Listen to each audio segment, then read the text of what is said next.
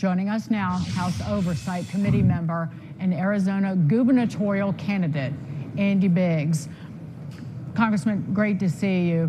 I refer to the SPLC as the epicenter of the hate hoax industrial complex.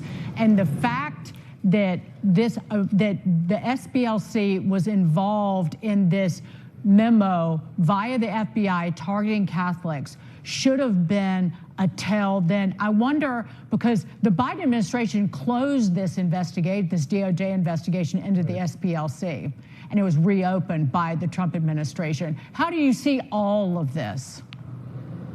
Well, I mean, the same time that the FBI was relying on SPLC, and the Biden administration was forcing investigations on conservative groups for political purposes, it just became clear to me that SPLC just didn't like anybody or any organization that supported traditional American values. I mean, you start looking at the people that they were investigating and claiming to be hate groups.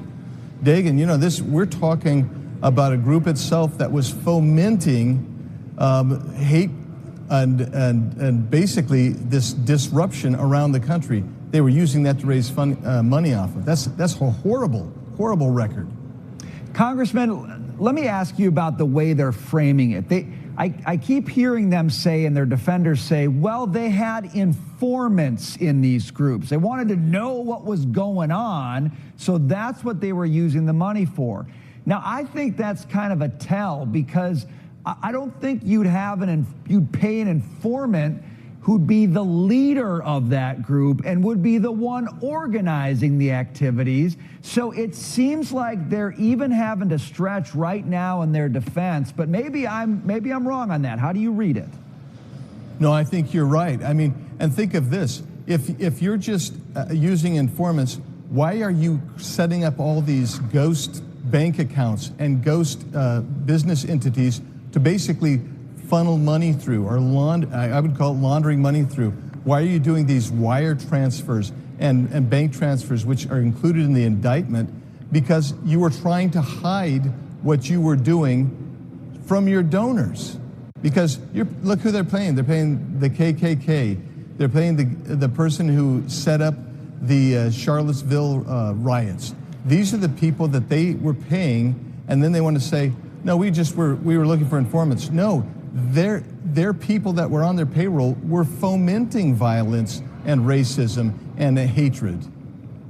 If you look at who, and this is a quote from someone, I don't know, I had it in my notes from a long time ago, but as you were pointing out, the SPLC, their entire business was creating kind of phony boogeymen to fundraise off these fictional evildoers.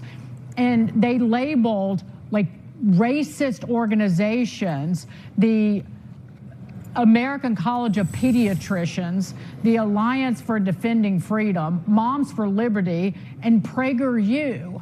But at the same time, we're funneling money to Aryan groups, the Klan. And I just wonder how far does this go? Because this is an 11-count indictment, yeah. And I'll let you answer that question.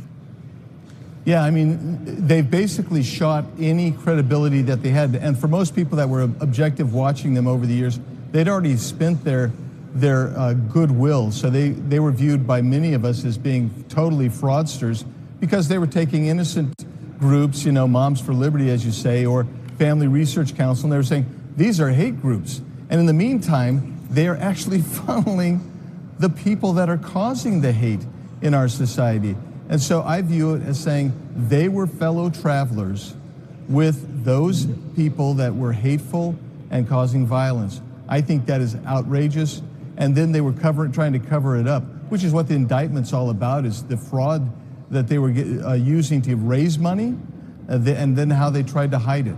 That's what these indictments are about, and I think they look justified. These allegations are serious, and they're going to have to respond with something more than, oh, we were just doing our business.